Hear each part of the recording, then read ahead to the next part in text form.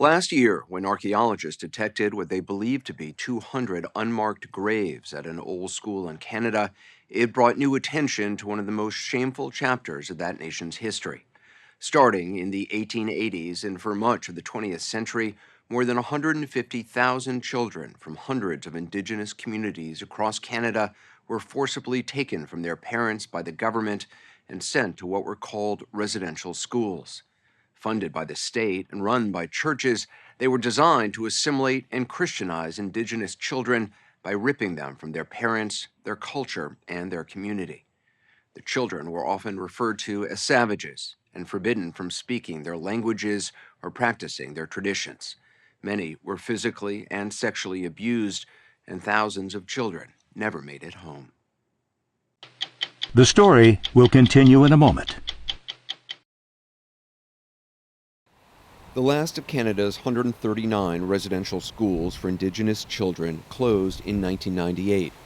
Most have been torn down. But the Muskowgan Residential School in Saskatchewan still stands.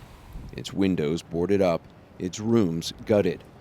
A reminder to a nation that would rather forget, a 3-story tombstone for generations of children who died here.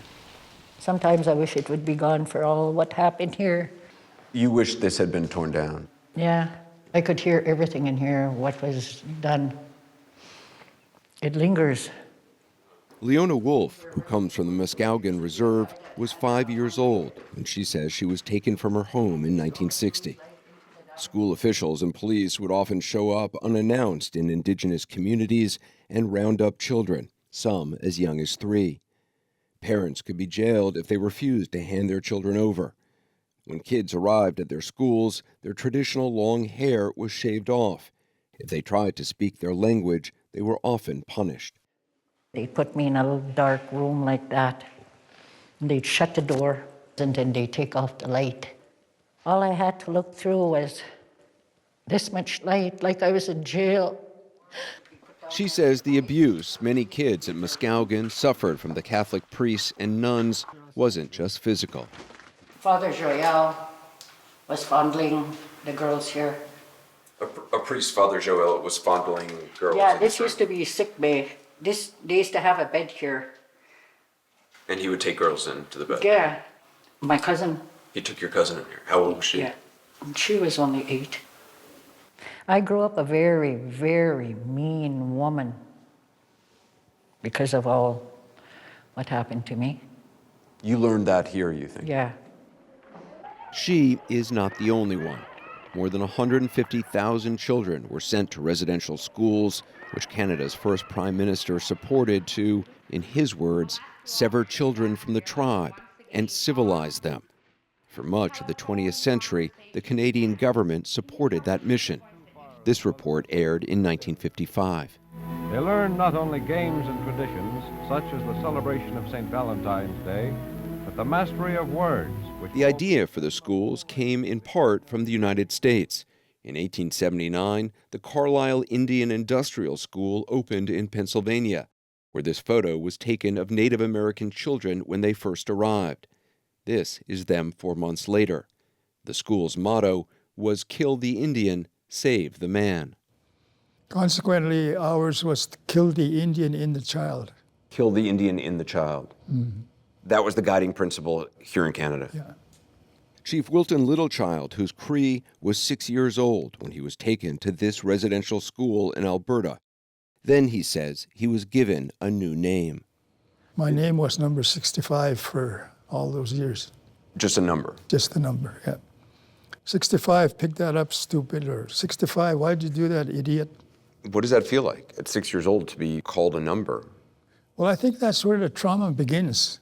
Not just the physical abuse, psychological abuse, spiritual abuse, and worst of all, sexual abuse. You were sexually abused? Yes. I think that's where my anger began as a young boy. Chief Littlechild says he was able to take some of that anger out on the school's hockey rink. He won a scholarship to university and graduated, eventually going on to a distinguished career in law. But his story is the exception. They didn't kill my spirit. So I'm still Cree. I'm still who I am. I'm not 65. My name is Maikan Motil. So they didn't kill my spirit. In 2008, after thousands of school survivors filed lawsuits, the Canadian government formally apologized for its policies. It also set up a $1.9 billion compensation fund and established a Truth and Reconciliation Commission that Chief Littlechild helped lead. For 6 years, the commission heard testimony from survivors across the country. And she put me underwater, slapping me and hitting me, slapping me and hitting me and punching me and holding me underwater, pulling my hair. And I thought, God, she's going to kill me. I'm going to die. First day of school. We as little boys and little girls, we lost our innocence. In 2015, the commission concluded what happened was cultural genocide. It identified more than 3,000 children who died from disease due to overcrowding, malnutrition, and poor sanitation, or died after being abused or trying to run away. A government study in 1909 found the death rate in some schools was as high as 20 times the national average. Most schools had their own cemeteries, and sometimes when children died, their parents were never informed. It's really traumatic for those families who don't know what happened to their child or relative in the schools. Why weren't kids who died at the schools, why weren't they sent home? To save money. Last year, archaeologists detected what they said could be 200 unmarked graves at this former school in Kamloops, British Columbia. Weeks later, a further 751 unmarked graves were detected across from the former Marival Residential School on the Cowessess Reserve in Saskatchewan. There was once a Catholic cemetery here, but the headstones were bulldozed in the 1960s by a priest after a dispute with a former chief. And what were these lists for? So it will tell you. A small team of researchers has been trying to discover the names of those children buried here, but for decades the government and the church have been reluctant to share their records. Chief Cadmus Delorme is trying to get answers. Do you know that they're all children? We can't verify how much are children, but based on the research we're doing, a lot of them were children that were forced to go to the Marival Residential School and died in the Marival Residential School.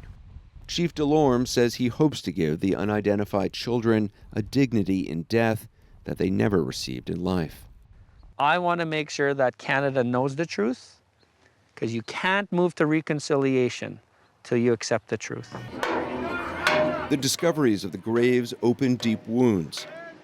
More than a dozen churches have been vandalized or destroyed, and thousands have marched demanding the Pope apologize and the churches open archives to help identify any missing children.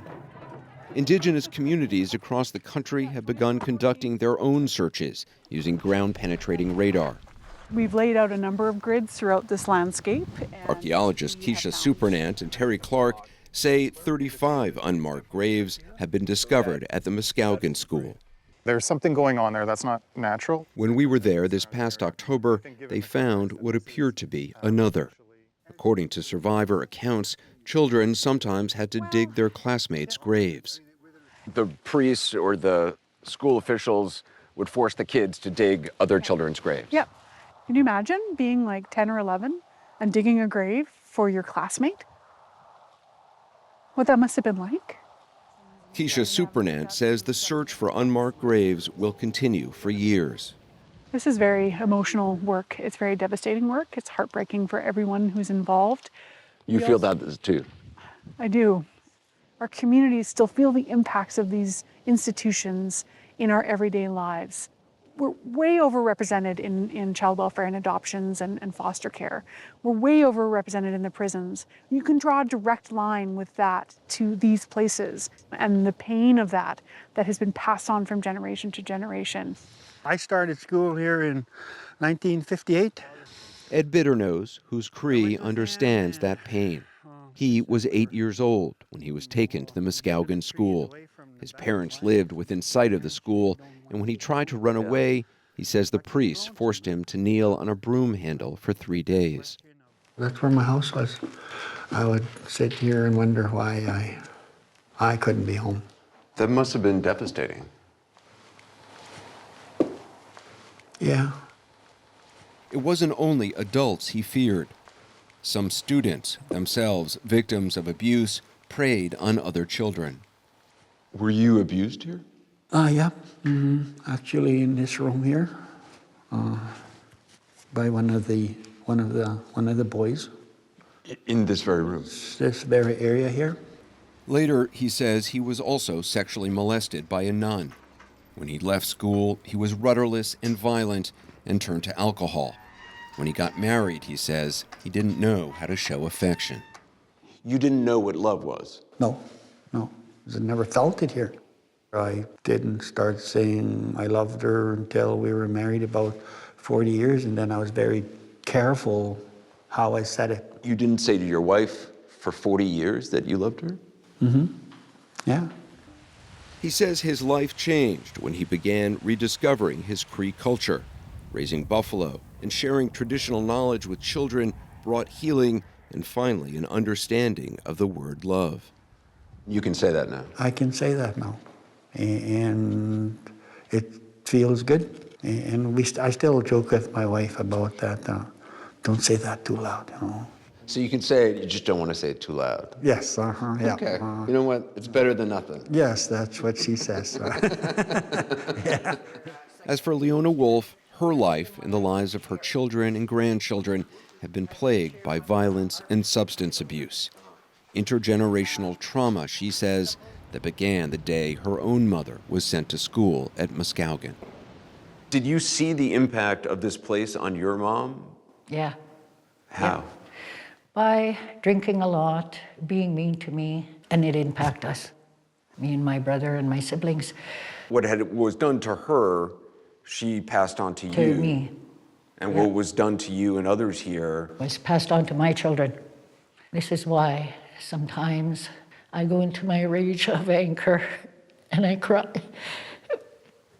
Because it was all done to us, all of us. But it's going to stop now. You know, it is. You believe that?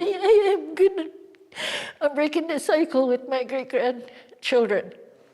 Hail Mary, full of grace, Leona Wolf has returned to her traditions as well. Walking the halls of Muskowgan, she began to sing Hail Mary, a prayer she was forced to learn here long ago. Now she sings it her own way. That's not how you sang it here when you were in school, though, was it? No. You made peace with the Virgin Mary by singing that song. Peace with myself.